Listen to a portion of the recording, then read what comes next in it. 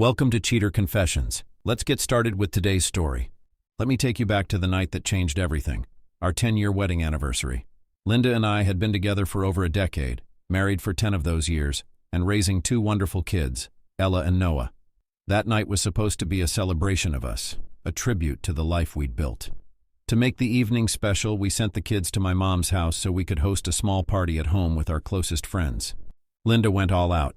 The house looked breathtaking, decked out with gold and silver balloons, twinkling fairy lights, and the finest china we owned.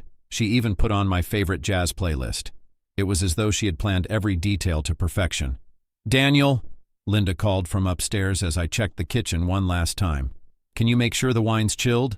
"Already did," I called back, holding up a bottle of her favorite Chardonnay.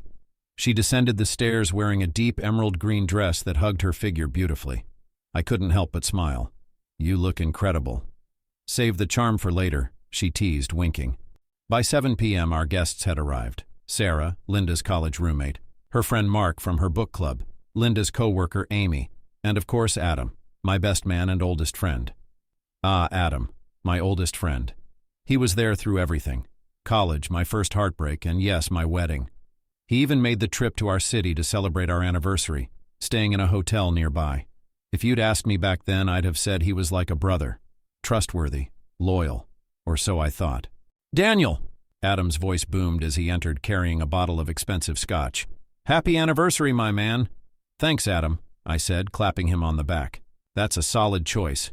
For a solid couple," he replied with a grin, then handed Linda a bouquet of white lilies. "For the lady of the night." Linda's cheeks flushed. "Adam, you're too sweet." The evening unfolded perfectly, or so it seemed. We laughed, reminisced about old times, and toasted to our decade together. "To 10 amazing years," Linda said during her toast, her voice trembling slightly. "To love, patience, and Daniel, the man who's made it all worth it." Everyone cheered. I kissed her cheek, and for a moment I felt the warmth of everything we'd built together. Later, as the night grew livelier, Sarah suggested dancing. "You know what this night needs?" she said, swirling her wine glass. "Dancing." Linda's eyes sparkled. "Yes, Daniel, turn the music up." I groaned playfully but obliged. Soon, our living room turned into a makeshift dance floor. Linda danced with everyone: Sarah, Amy, Mark, and eventually Adam. I watched them closely, but there was nothing unusual. Not yet. After about an hour of dancing, Amy piped up, "Why stop here? Let's go out to a club and keep the party going." The group buzzed with excitement. Linda clapped her hands. "I love that idea. Let's do it." I frowned. "I don't know, Linda. I'm tired from work. Maybe we should plan it for another time." Linda pouted. "Oh, come on, Daniel. It's our anniversary. Live a little." "I'll stay," I said, trying to keep my tone light. "You go with everyone. Have fun." She hesitated for a moment before shrugging. "Okay, fine. But don't be mad when I'm the one telling all the fun stories tomorrow." I forced a laugh. "Go, enjoy yourself." When I woke up the next morning, the house was eerily quiet. Linda's side of the bed was empty, untouched. My stomach twisted. I reached for my phone and called her. Straight to voicemail. I tried again. Same result. I dialed Adam next. His phone was off too. Panic creeping in, I called Sarah. "Hey, Daniel," she said groggily. "What's up?" "Where's Linda? Did she stay with you after the club?" "No," Sarah replied. "We had a few more drinks and left after an hour or two, but Linda and Adam stayed behind. Just the two of them." My chest tightened. "Stayed back? Why?" "They were enjoying themselves a lot," Sarah said. "They didn't want the night to end. They kept saying how much fun they were having and wanted to stay longer." A lump formed in my throat. Then she continued, a bit hesitantly. "I'm not sure, but they seemed kind of close last night." "Close how?" I asked, my voice sharp. "What do you mean?" Sarah sighed. "It was more than just friendly.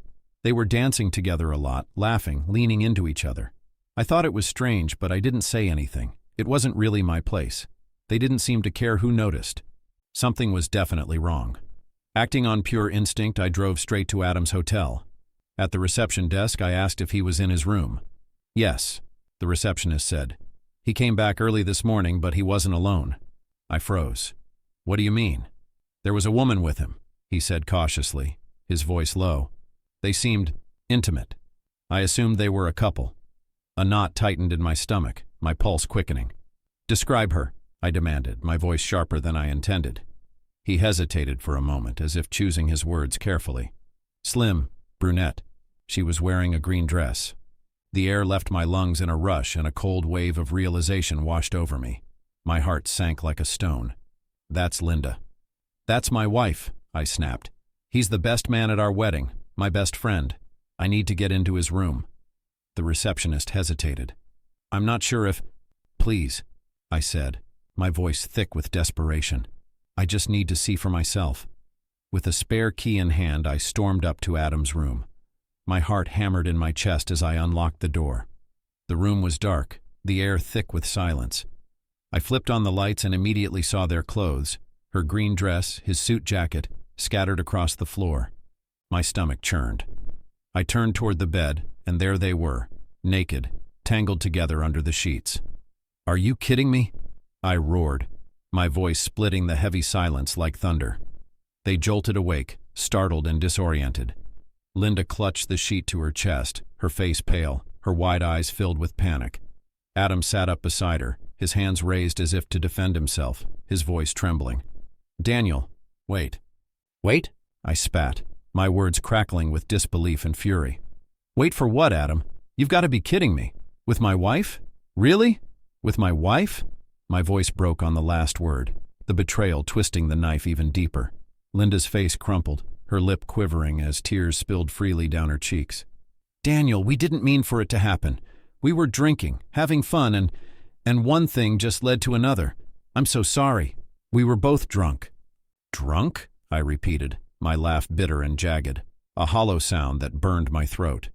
"That's your excuse? You didn't mean to sleep with our best man? With my best friend?" Adam tried to step in, raising his hands. "It's not what it looks like." Before he could finish, I lunged, my fist connecting with his face in a sickening crunch. He staggered backward, clutching his nose, blood pouring from between his fingers. "Not what it looks like?" I bellowed, my voice shaking with rage. "You're in bed with my wife, Adam. How the hell else am I supposed to take this?" I advanced on him, my fist clenched, my chest heaving. "Get up!" I roared, my voice raw with fury and heartbreak. "Fight me, you coward!" "Daniel, stop!" Linda screamed, her voice breaking. "This isn't helping anything." I whipped around, my fury burning through every word. "You don't get to tell me what helps, Linda. Not after this." The room fell into chaos. Linda was sobbing uncontrollably, repeating that it was a mistake, that she'd had too much to drink. Adam, blood trickling from his nose, tried to speak, but the words felt hollow, meaningless. I wasn't listening. "I trusted you," I spat, each word like venom. "I trusted you both, and this is how you repay me?" "Daniel, please," Linda begged, her voice small and desperate. "I am so sorry. It didn't mean anything. I love you." "It meant enough for you to throw everything away," I shot back, my voice cold as ice. "You've destroyed everything we built, Linda. Everything. I'm filing for divorce. You'll hear from my lawyer soon." The rage that had consumed me slowly gave way to a deep, crushing emptiness. I left Adam's hotel room and drove aimlessly, my mind a blur, until I found myself outside my mother's house. I couldn't bear to be alone. I knocked on the door, my hands trembling. When she opened it, the sight of her familiar, comforting face broke through the wall I had tried to keep up. I couldn't hold it in anymore. "Mom, I need you. I can't do this. I don't know what to do," I said, my voice thick with emotion. She stepped aside, her face a mix of concern and confusion. "Daniel, what's wrong?" I caught Linda and Adam together. I choked out, my throat tightening. They betrayed me. She slept with him. On our anniversary." The words tasted bitter in my mouth, but I forced them out, steadying my voice. "It's over, Mom. I'm filing for divorce. I can't stay in this marriage after what she's done." There was a long silence. I could feel her processing it, the weight of it hitting her just as hard as it had hit me. "Oh, my dear," she finally said, her voice gentle but filled with concern. "I'm so sorry. I can't imagine how much pain you're in right now. Come inside. You don't have to go through this alone." I walked in and my heart ached as I saw the kids playing in the living room. They looked up at me, their innocent faces unaware of the storm raging inside me. I could barely manage a smile, but I went to them and hugged them tightly. grateful for their presence even though I knew everything was about to change. For about an hour I sat with my mom in the kitchen, talking as her gentle words helped me untangle the chaos in my mind. When I mentioned how much I didn't want to uproot the kids' lives, how I worried about them in the middle of this disaster, she gave me the perspective I desperately needed. "Daniel," she said softly, "it's important for you to take care of yourself too. You've been hurt, and you'll need time to heal. Let the kids stay here for a few more days. You need space to sort things out, to figure out what's next, for yourself and for them." Her words settled over me like a balm. She was right. I couldn't think clearly with the constant reminder of Linda's betrayal weighing me down. The kids deserved a stable environment, free from the tension that had overtaken our lives. This was the first step in making sure they had that. With the kids at my mom's, I checked in a nearby hotel and took a few days to gather my thoughts and face the harsh reality of my crumbling marriage. The emptiness of the hotel room was suffocating, but I used the silence to process what had happened and focus on the steps ahead. Slowly, I felt the crushing weight in my chest ease, just enough to allow me to move forward. But the path ahead was still daunting. The divorce loomed large, a painful reminder of the life I had lost and the new one I had to build. The divorce took 7 months to finalize, and during that time, Linda stayed in our house with the kids, and they lived with her during the week. On the weekends, they would come to my new place. It was tough not having them full-time, but I made the most of the time we shared. Eventually, Linda was granted custody of the kids and kept the house, our house. It wasn't easy, and it felt like everything I had worked for was slipping away. But I knew I had to put my own feelings aside for the sake of the kids. We also stuck to our previous arrangement, and I continued to see the kids on the weekends. I focused on making the most of the weekends I had with them, cherishing every moment we spent together. I took them to the park, helped with their homework, and cooked their favorite meals. I ensured a stable routine while they were with me, keeping things as normal as possible, even though our lives had changed. Watching them grow and develop, I knew I had to be there for them, because they needed me more than ever. No matter how much the weight of the divorce lingered, I couldn't let it overshadow their childhood. I had to stay strong and do better for them. But even as I threw myself into fatherhood, the pain refused to fade. Every time I saw Linda drop the kids off, I couldn't shake the feeling of betrayal. She was still their mother, and I couldn't erase that no matter how much I wanted to. The truth was, I couldn't stop thinking about what happened between her and Adam. Was it just a mistake?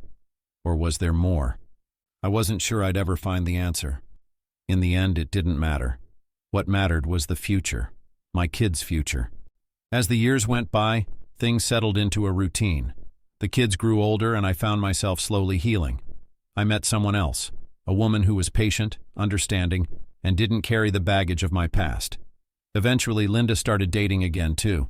She never spoke about Adam, but I could tell she was trying to move on from the mess we had left behind. As for me, I never spoke to Adam again. I couldn't bring myself to forgive him. His betrayal had cut too deep, and I wasn't ready to pretend like it didn't matter. Even though I'd moved on in many ways, the scars of Linda and Adam's betrayal lingered. They would eventually fade, but they would never fully disappear. It took time, but I realized I could still find peace. I didn't need Linda's apology. I didn't need Adam's excuses. I had my children, my family, and my dignity. That's what mattered now. Thank you for watching.